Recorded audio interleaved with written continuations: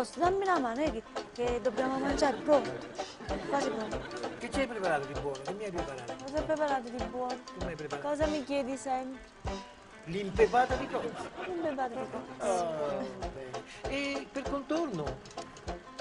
Per contorno, che ci mettevo? I peperoni a forno, no? I Ah, peperoni va bene, imbottiti. va bene, va bene. Piuttosto, mi devi dire una curiosità la mia. Sì. Ma fa freddo, fa un freddo. Eh.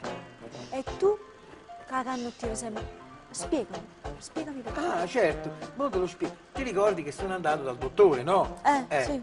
Sono andato dal dottore e mi ha fatto una visita e poi mi ha detto fatti a fare le analisi. Sono Allora? andato a farmi le analisi, quando sono tornato, quello guardava le analisi e faceva.